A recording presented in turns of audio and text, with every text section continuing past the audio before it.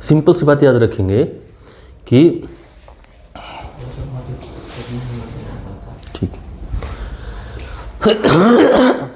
Simple सी बात याद रखेंगे कि रासायनिक अभिक्रिया तब कहलाएगी जब कोई भी रासायनिक परिवर्तन होगा ना, ठीक है।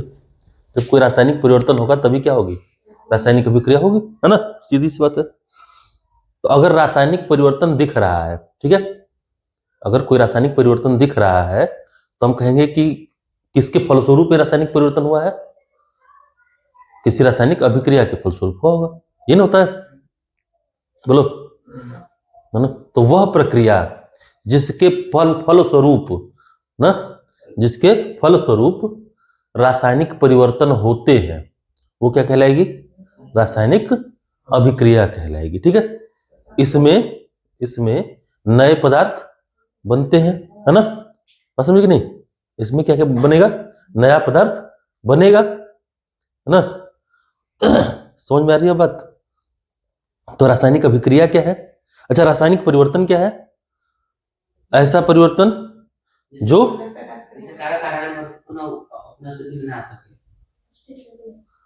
कौन अपनी स्थिति में ला सके, हाँ, अभिकारक अपने पहले वाली स्थिति में ना सके, कब किस तरह से ना सके, हाँ, भौतिक परिवर्तन करने पर या भौतिक जो वो है कारक है उनको हटा लेने पर भी क्या ना हो सके, भौतिक विधियों द्वारा जिनको हम रिवर्स ना कर सके ना, ठीक है, वो क्या कहलाएंगे, रासायनिक अभिक्रिया, रासायनिक परिवर्तन ना।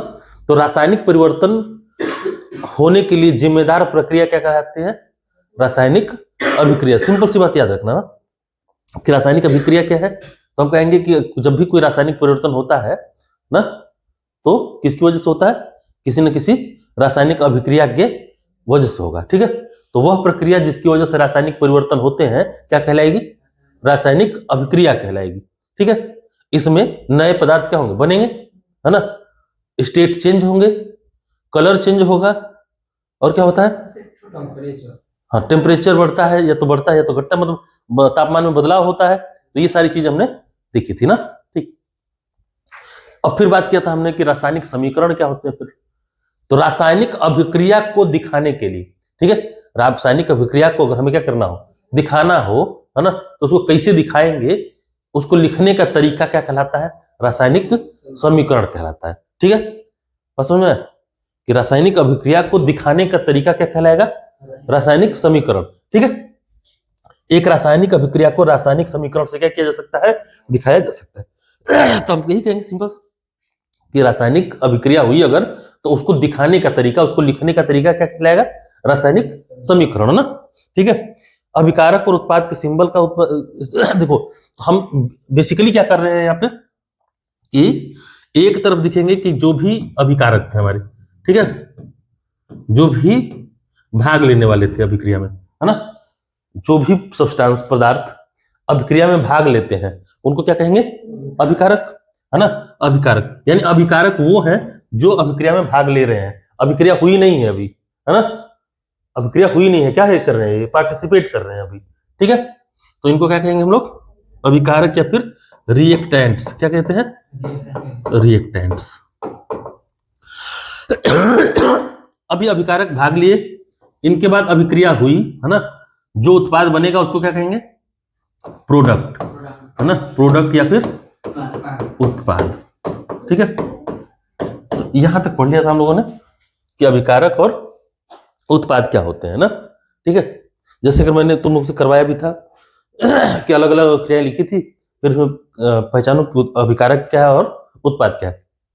तो सिंपली लिखते किस तरह से हैं, तो अभिकारक एक तरफ लिखते हैं, है ना, दूसरी तरफ उत्पाद लिखते हैं, और अभिकारक से उत्पाद की तरफ तीर का निशान बना देते हैं, ठीक ना। अभिकारक से उत्पाद की तरफ क्या करते हैं, तीर का निशान बना देते हैं, ताकि ये पता चले कि अभिकारक कौन है और उत्पाद कौन है, ठीक है। तीर का मुख जिधर होता है वो क्या कहलाता है, उत्पाद कहलाता है, ठीक है। और इसके विपरीत दिशा में क्या रहता है, अभिकारक रहते हैं, है ना। चलो, तो यहां तक हमने कर लिया था, अब आगे जाओ।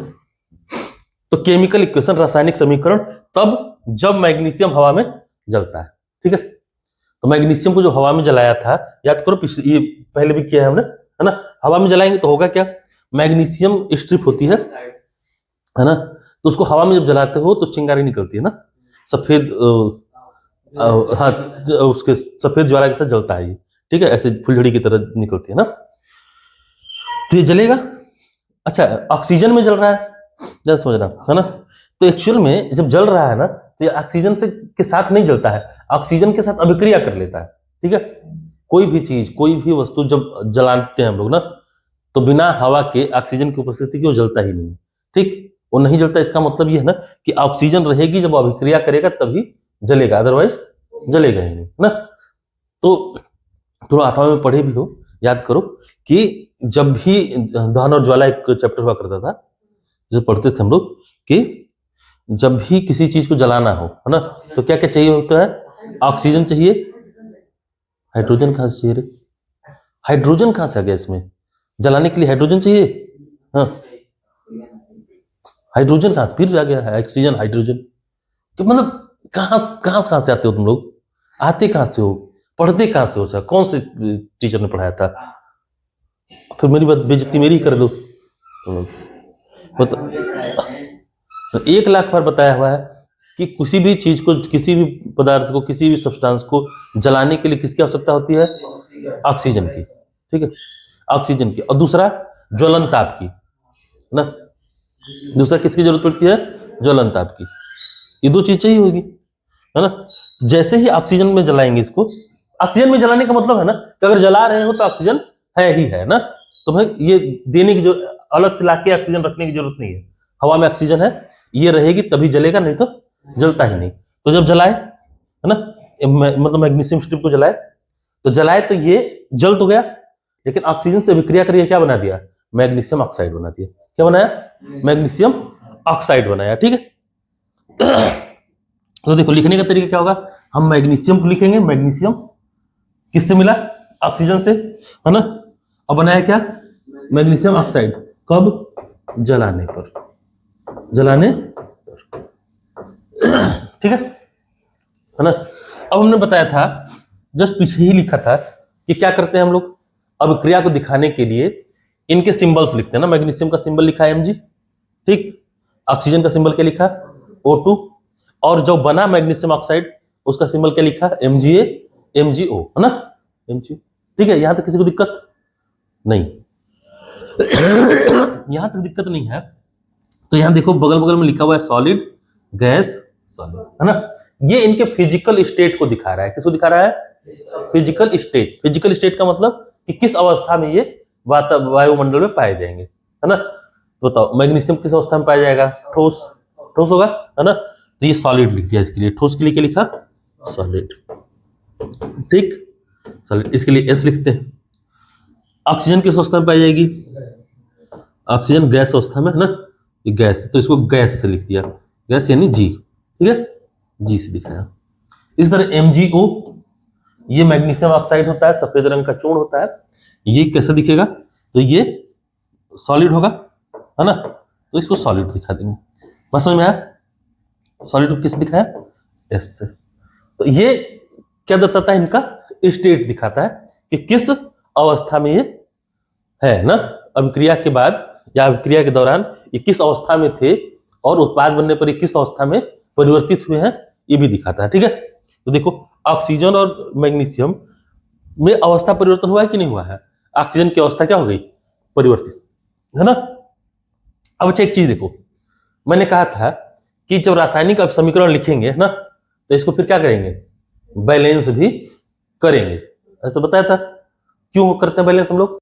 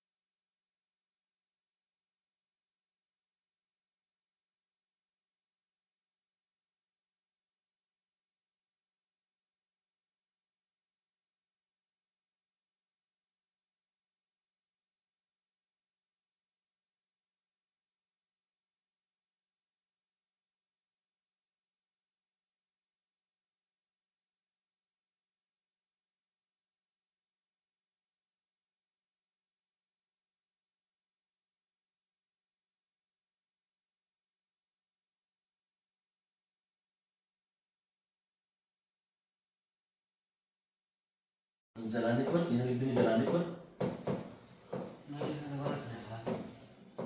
जलाने पर मैग्नीशियम ऑक्साइड बनता है। देखो नहीं लिखोगे गलत नहीं हो जाएगा, पर ये जानना तो चाहिए ना कि कैसे, ठीक है। क्या मैग्नीशियम और ऑक्सीजन को मिला देंगे तो ये बन जाएगा? नहीं बनेगा। तो अभी बनेगा जब मैग्नीशियम को क्या करोगे? जलाओगे, ठीक है। जब मैग्नीशियम को जलाएंगे तभी बनेगा, ठीक। अभी हम देखेंगे ये भी ना कि कुछ अभिक्रियाएं ऐसी होंगी जिनको होने के लिए ऊष्मा की आवश्यकता पड़ेगी, ठीक है। अब कुछ अभिक्रियाएं ऐसी होंगी जो होंगी तो ऊष्मा निकलेगी, है ना।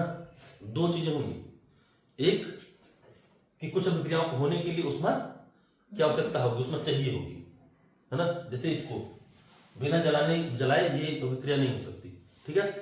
तो बिना जलाए नहीं हो सकती, तो ये बताएंगे ना, याद रहेगा। चलो याद रहेगा तो अच्छा है। नेक्स्ट बैलेंस्ड केमिकल इक्वेशन, संतुलित रासायनिक समीकरण। अभी बात कर रहे थे हम, है ना, कि रासायनिक समीकरणों को क्या करने की जरूरत पड़ती है? संतुलित करने की जरूरत पड़ती है। पड़ती क्यों है ये पता है?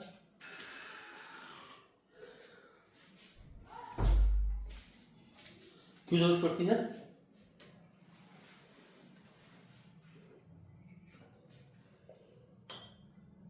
क्योंकि द्रव्यमान संरक्षण का नियम हम जानते हैं ना। अब देखते हैं संतुलित रासायनिक समीकरण तो क्या है। रासायनिक समीकरण क्या है पता चला? क्या है? किसी भी होने वाली अभिक्रिया को दिखाने का एक तरीका है ना, ठीक है। किसी भी अभिक्रिया को में मतलब क्या बोलते हैं, अभिकारक और उत्पाद की स्थिति को दिखाने का क्या है? तरीका है क्या? रासायनिक समीकरण। अब बात करते हैं संतुलित रासायनिक समीकरण तो क्या है। तो एक संतुलित रासायनिक समीकरण वह है जिसमें प्रत्येक तत्व के परमाणुओं की संख्या अभिकारक और उत्पाद दोनों पक्षों में क्या होती है? समान होती है, ठीक है। बात समझ आ रहा है? नहीं समझ आ रहा है तो समझते इसको। कह रहे एक संतुलित रासायनिक समीकरण वह है जिसमें प्रत्येक तत्व के परमाणुओं की संख्या अभिकारक में और उत्पाद में क्या रहती है? समान रहती है। जो बता चुका हूं पहले ही ना, कि अगर एक तरफ प्रोडक्ट है, एक तरफ क्या है, एक तरफ अभिकारक है, रिएक्टेंट्स है,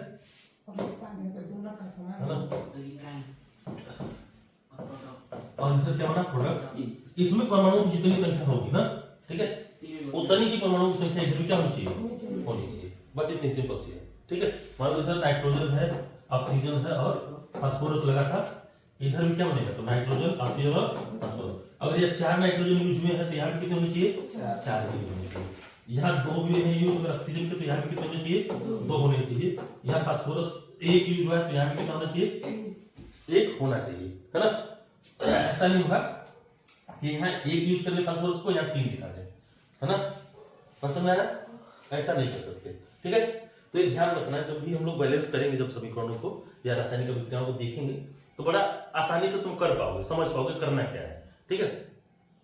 जितना प्रोडक्ट की मतलब रिएक्टेंट्स में रहेंगे, जितने अभिकारक होंगे उतने ही क्या बनाने हैं? हाँ, उत्पाद बनेंगे। ऐसा नहीं होगा कि मतलब 2 अभिकारक थे तो 2 उत्पाद बनेंगे, ठीक है।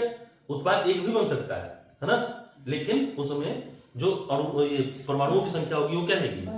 वो बैलेंस होनी चाहिए। जितने परमाणु इधर उतने ही परमाणु उधर, है ना।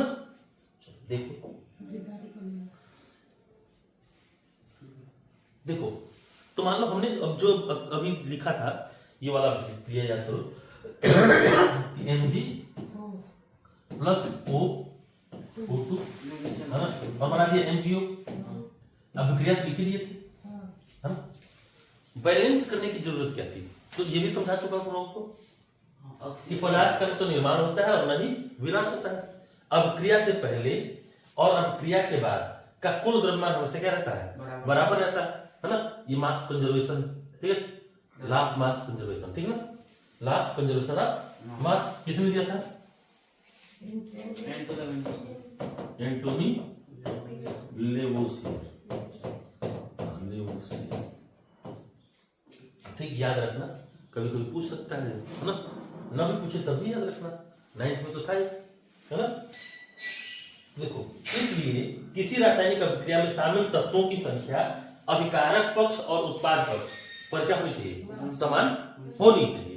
ये बात कह रहे हैं ना कि it states that matter can neither be created nor be destroyed during a chemical reaction, है ना। ये बात कर सकते हैं हम लोग, ठीक है।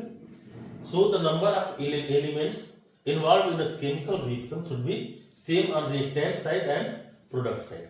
बात वही है, सेम टू सेम लिखा है ना, कुछ फर्क नहीं लिखा है। चलो नेक्स्ट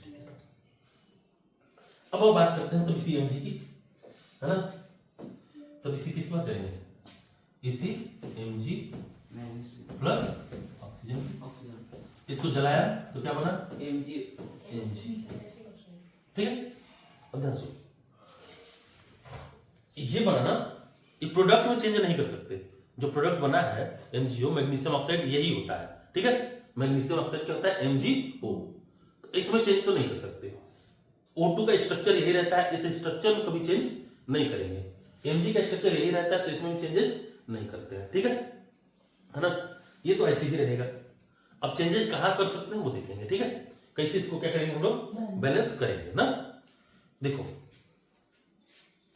तो मैग्नीशियम, ये ऑक्सीजन और ये magnesium oxide. Magnesium oxide MgO ही क्यों बनता है, ये सब बातें तुम लोग 9 में पढ़ चुके हो, है ना। जब मैग्नीशियम ऑक्साइड कहेंगे हम लोग, ऑक्साइड जब भी बनाएंगे, ठीक, तो क्या होगा, Mg बोलोगे मैग्नीशियम तो 2 प्लस आ रहा है, ठीक है। इसके साथ कितने ऑक्सीजन जाएंगे, 2 प्लस, तो एक ऑक्सीजन जाएगा O माइनस, है ना। ये बैलेंस जाएंगे, याद करो तुम लोग, इसकी संयोजकता लिखते थे माइनस का 2, है ना, इसकी प्लस का 2, ठीक। फिर इसको इधर दे देते थे, इसको इधर कर देते थे, ऐसा होता तो बैलेंस जाएगा, है ना। तो कट जाता था, तो यहाँ जरूरत नहीं पड़ती नहीं थी। ये क्या बन जाएगा, MgO ही बन जाता था, ऐसा होता था ना, ठीक। तो इसका मतलब ये MgO बना है, तो इसमें कोई दिक्कत नहीं है ना। लेकिन हमको चाहिए कि यहाँ पे ऑक्सीजन कितना चाहिए, 2 चाहिए, ठीक। ऑक्सीजन कितना चाहिए, 2 चाहिए। 2 करने का तरीका क्या है, कि यहाँ 2 से गुणा कर दो, मतलब 2 अणु बन गया Mg का, मतलब मैग्नीशियम ऑक्साइड का 2 अणु बने। तो अब देखो क्या हो गया, अब 2 यहाँ गुणा किया ना, इसका मतलब है कि मैग्नीशियम के 2 अणु और ऑक्सीजन के भी 2 अणु। तो ऑक्सीजन का तो बैलेंस हो गया, है ना। ऑक्सीजन बैलेंस किया तो किसका गड़बड़ा गया, मैग्नीशियम का गड़बड़ा गया, ठीक है। बस समझ आ रहा है। तो ऑक्सीजन के तो 2 अणु मिल गए ना, ये 2 का गुणा करने का मतलब है कि मैग्नीशियम के भी 2 और ऑक्सीजन के भी 2, ठीक है। अब इधर आओ, देखो तो ऑक्सीजन का 2 पूरा हो गया। अब मैग्नीशियम को भी क्या करते हम लोग, 2 कर दें तो काम हो जाएगा, है ना। अब देखो बैलेंस हो गया। अब जितने अणु, मतलब जितने परमाणु इसके मैग्नीशियम के, जितने ऑक्सीजन के, उतने ही देखो उधर है कि नहीं। मैग्नीशियम के 2 परमाणु है इधर, ऑक्सीजन के 2 परमाणु है इधर, बस समझ में आ रहा है, ठीक है। तो ये तरीका होगा, है ना। अब इसको एक प्रॉपर तरीके से कैसे बैलेंस करेंगे, आप वो सीखते हैं ना। इसको अगर ये सेम क्वेश्चन एग्जाम में आ जाए तब कैसे करेंगे उसको समझते हैं, ठीक है। देखो तरीका क्या होगा, कुछ स्टेप्स देखेंगे, है ना। कुछ स्टेप्स होंगे, उन स्टेप्स को क्या करेंगे, फॉलो करेंगे, ठीक है। एक सारणी ऐसे बनाना, है ना, ऐसे बनाना। एक तरफ लिखेंगे हम लोग Mg, नहीं एक तरफ देखो,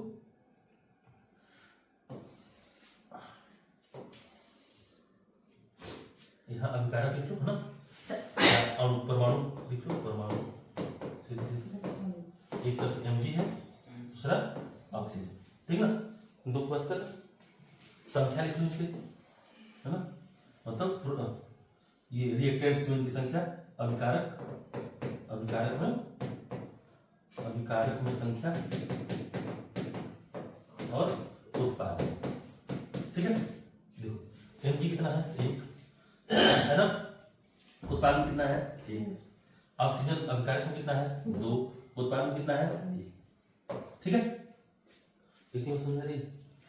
अब हमको करना क्या है, चलो अभिकारक में और उत्पाद में क्या होना चाहिए, इनकी संख्याएं बराबर होनी चाहिए, है ना, ठीक है। इनकी अभिकारक और उत्पाद दोनों में क्या होनी चाहिए, संख्याएं बराबर होनी चाहिए। तो अब हमको इनकी संख्याओं को बराबर करना है, कैसे कर सकते हैं उस पर डिपेंड करेगा, उसको समझेंगे ना, ठीक है। चलो तो बराबर करने की कोशिश करते हैं। बताओ यहाँ उत्पाद में जैसे ही देखो, जैसे ही कारक में ये ऑक्सीजन 2 देख रहे हो, हमें यहाँ क्या करना पड़ेगा, बैलेंस करना पड़ेगा, है ना। तो बैलेंस करो जरा, तो क्या करोगे, यहाँ 2 को गुणा करोगे नहीं, उत्पाद में क्या कर देंगे, ले जाके 2 का गुणा कर देंगे, है ना। लेकिन 2 का गुणा किसमें करोगे, उत्पाद में तो MgO है, अकेले ऑक्सीजन थोड़ी ना है। तो जैसे यहाँ 2 का गुणा किए, यहाँ भी क्या हो जाएगा, 2 का गुणा हो जाएगा कि नहीं, है ना। और जैसे यहाँ 2 का गुणा किए, ठीक है, तो यहाँ mg की संख्या क्या हो गई, यहाँ 2 हो गई, यहाँ कम हो गई, तो यहाँ भी कितना गुणा करना पड़ेगा, 2 का, और सब माइनस, है ना। अब देखो ये भी 2, ये भी 2, ये भी 2, और नहीं समझ में आया। फिर इसी को क्या करेंगे, रीराइट करेंगे, है ना, इनके अनुसार लिखेंगे। तब mg की संख्या कितनी कहेंगे, 2। देखो mg में कितना गुणा किया, 2 का, तो इस सेम जब रीराइट करोगे ये लिखेंगे mg कितने, 2, है ना, क्योंकि mg का वो ऐसे ही मिलता है, ठीक है, mg2 नहीं होता है ना, बस समझे। ऑक्सीजन का स्वतंत्र अणु नहीं मिलता है, तो इसलिए O2 ही मिलता है, तो इसलिए O2 लिखते हैं, है ना। हवा में ऑक्सीजन पाया जाएगा किस रूप में, अपने अणु के रूप में ही, O2 के ही रूप में पाया जाएगा, जबकि मैग्नीशियम कैसे पाया जाएगा, Mg के रूप में, ठीक ना, बस समझे। इसलिए अब देखो यहाँ ऑक्सीजन किसी का गुणा करना है, नहीं करना है,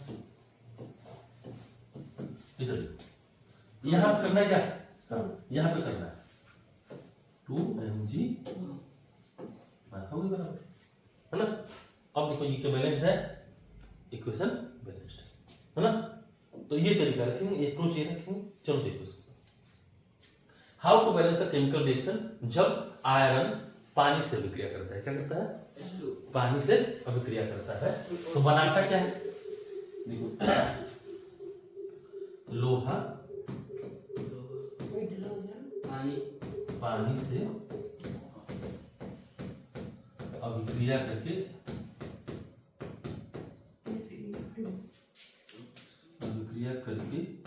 बनाया आयरन ऑक्साइड, ठीक है, क्या बनाया, आयरन ऑक्साइड, आयरन ऑक्साइड और हाइड्रोजन गैस बनता है, ठीक है, क्या बनाता है, हाइड्रोजन। अब ध्यान से देखो, एक तरफ क्या है अभिकारक, दूसरी तरफ उत्पाद, है ना, एक तरफ अभिकारक है, दूसरी तरफ क्या है उत्पाद।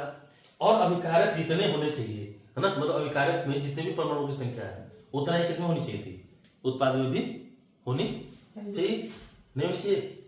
अगर उत्पाद में भी उतनी होनी चाहिए तो क्या है, तो चलो बना के देखते हैं। एक तरफ एलिमेंट्स लिखो, एक तरफ अभिकारक, दूसरी तरफ उत्पाद, या RHS LHS कर लो ना, एक ही बात है। देखो अभिकारक में क्या क्या है, आयरन है, Fe है ना,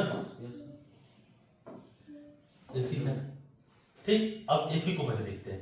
देखो यहाँ पे LHS में कितने हैं, 1, RHS में कितने, 2, हाइड्रोजन कितना है, 2, है ना, यहाँ पे कितने हैं, 2, ठीक। ऑक्सीजन कितना है यहाँ पे, 1, यहाँ पे कितने हैं, 3, है ना।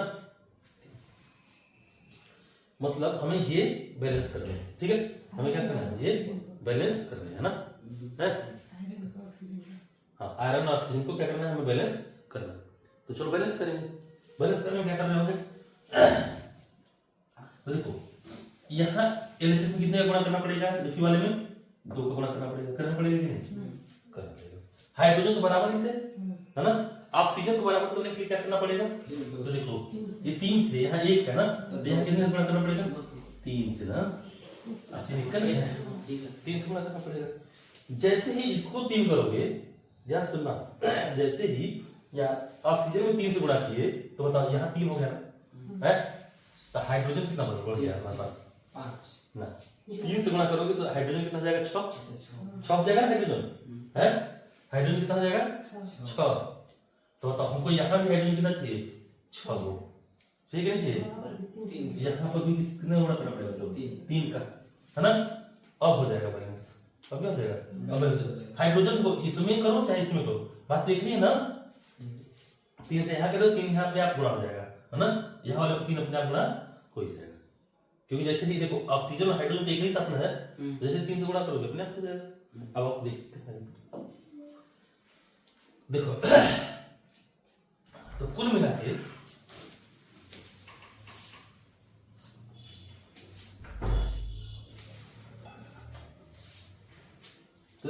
के क्या करना है हमें, यहाँ पे RHS में 3 था, यहाँ 3 से गुणा करेंगे, है ना। देखो यहाँ पे हाइड्रोजन में 3 से गुणा करेंगे, तो देखो हाइड्रोजन और ऑक्सीजन तो एक ही साथ है ना, तो इनमें 3 से गुणा कर देंगे। देखो इसमें जो 3 से हाइड्रोजन गुणा किया तो ये 3H2 लिखा, किसी को दिक्कत लिख लेंगे ना। इसी तरह से Fe में कुछ करना है, हाँ 2 से गुणा करना था, यहाँ 2 से गुणा करना था, कर दो 2 से गुणा। यह समझ में आ रहा है? अब दूसरी तरफ देखो, दूसरी तरफ क्या करना है तो देखो, हमें हाइड्रोजन कितने चाहिए, 6 चाहिए, इधर 6 है ना, इधर कितने चाहिए थे, 6। तो बताओ इधर तो H2 एकन है, इसको कितना बनाएंगे, 6 बनाएंगे, इसको कितना गुणा करना पड़ेगा, 3। इसको कितना करना पड़ेगा, 3 से गुणा करना पड़ेगा।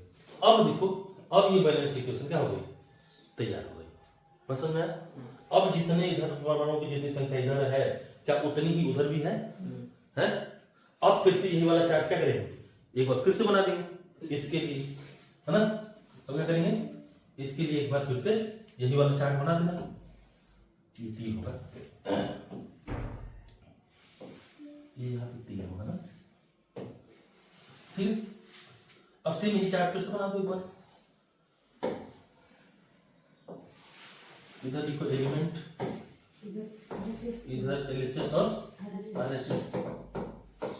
अब देखो क्या बराबर हो रहे हैं, सेम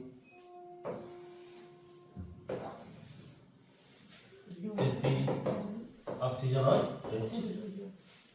देखो Fe कितने यहाँ पे 2, यहाँ पे कितने 2, ऑक्सीजन कितने यहाँ पे 3 होंगे ना, यहाँ पे कितने होंगे 3, दिख रहा है। हाइड्रोजन कितने यहाँ पे, देखो ना 3 गुना 6 कितने होंगे, हर हाइड्रोजन पानी में के परमाणु में 2 हाइड्रोजन होंगे, तो 2 3 6, यहाँ पे कितने हैं 3 गुना।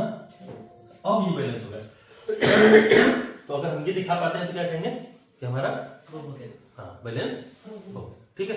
तो यही प्रक्रिया हम बैलेंस करने के लिए क्या करेंगे, उपयोग करेंगे। तो बैलेंस करने का देखो तरीका क्या है, एक तो ये चाहिए है ना, एक क्या चाहिए होगी, एक तो समीकरण जो बैलेंस्ड हो, है ना, परमाणु अणुओं की संख्या क्या हो, बराबर हो।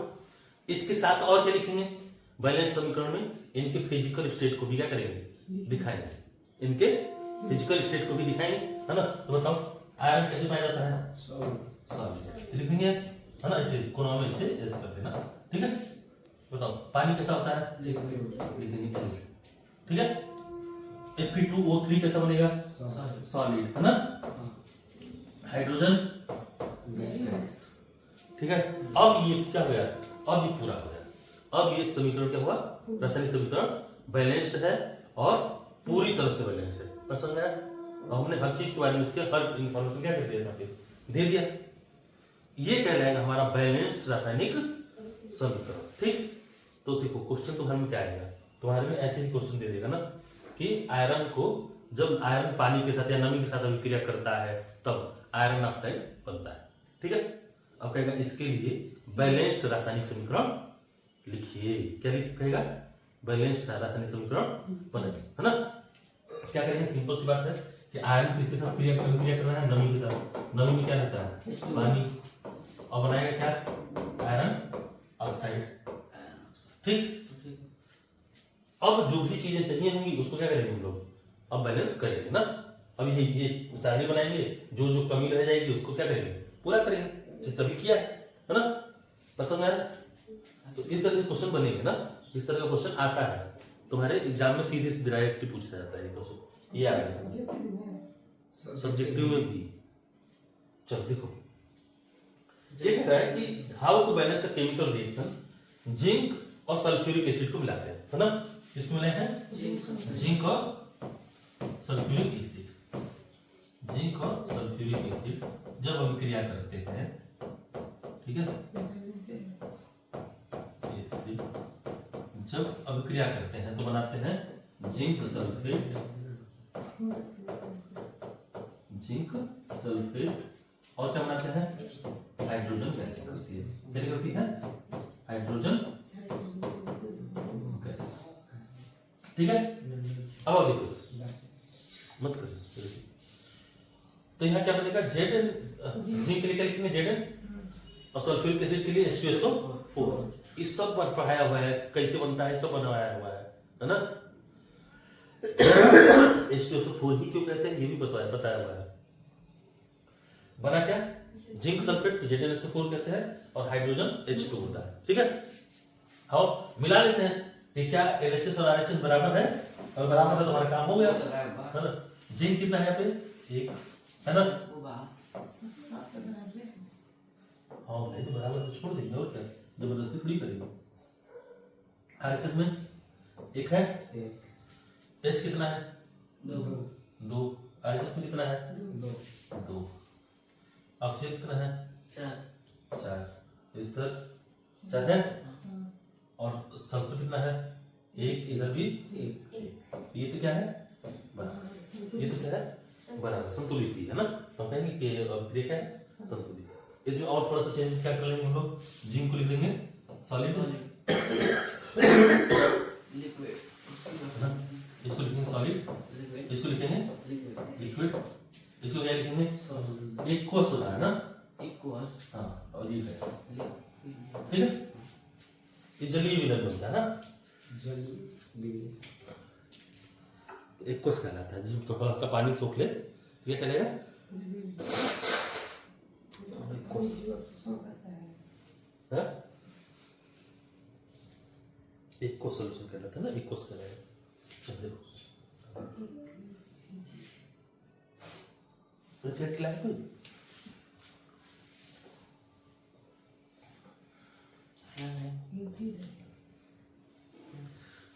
चलो इसलिए सेट नहीं रहा तो छोड़ दीजिए, क्या छोड़ देंगे, हम छोड़ देंगे, तुम्हारा नुकसान हो जाएगा। नहीं लाने के नहीं लाए, बहुत खराब है बस, आप अभिक्रिया तो पड़ी नहीं है हमारे पास।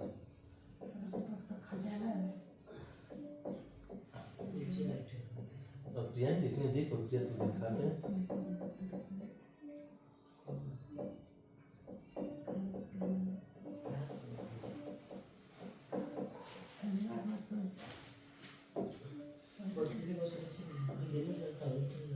चलो क्या होता है जब NaCl और AgNO3 होता है,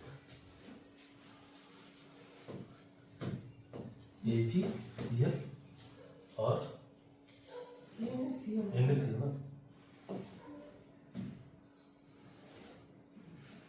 क्या करना NaCl और AgNO3, ठीक है। इनको तुम्हें क्या करना है बैलेंस करना है, ठीक है ना। जो भी प्रोडक्ट बनेगा, इस प्रोडक्ट को बनाना बनेगा क्या, सिल्वर क्लोराइड, क्या बनेगा सिल्वर क्लोराइड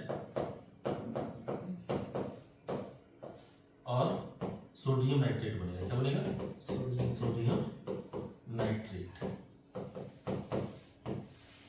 बैलेंस कर डालना है ना। एक दूसरा, अच्छा ये तो जिंक वाला है ना, हाँ चलो ये भी लिख लो। जब जिंक क्रिया करता है हाइड्रोक्लोरिक एसिड से, ठीक है, तब बनता है जिंक क्लोराइड, क्या बनता है जिंक क्लोराइड और हाइड्रोजन गैस, ठीक है। ये भी लिखना, इसको भी क्या करना बैलेंस कर डालना, ठीक है। कैसे बैलेंस कर रहे होंगे जैसे बताए, Zn प्लस HCl, है ना, बनाया क्या zinc chloride ZnCl2 plus hydrogen gas.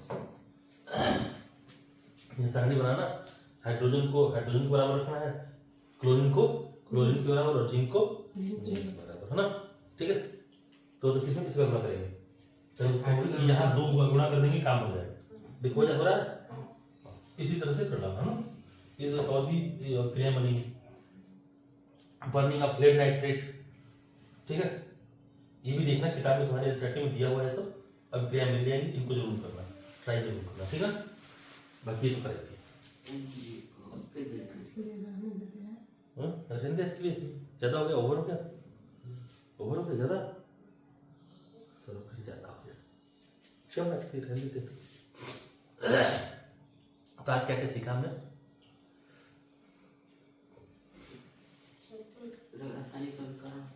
रासायनिक समीकरण सीखा, और उसको बैलेंस बैलेंस रासायनिक समीकरण सीखा, फिर इनको बैलेंस करना सीखा, है ना? पहले वाले को रिवीजन और पहले वाले को क्या किया? रिवीजन।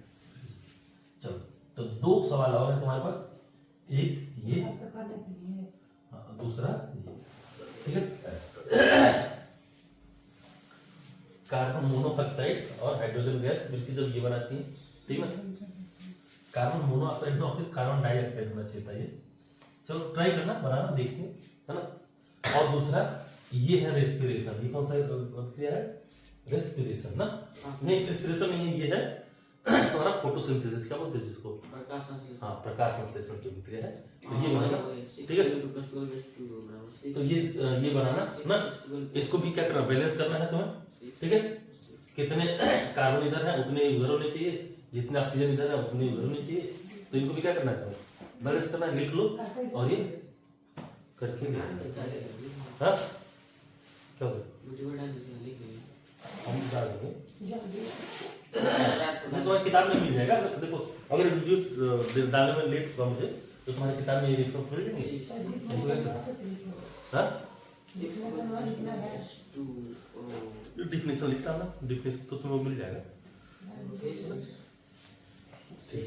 आज के रहने सब रहने बंद कर दे सब, रहेगा। उम्मीद करते हैं कि पसंद आया होगा ये वीडियो, पसंद आया हो तो लाइक शेयर और सब्सक्राइब जरूर, थैंक यू।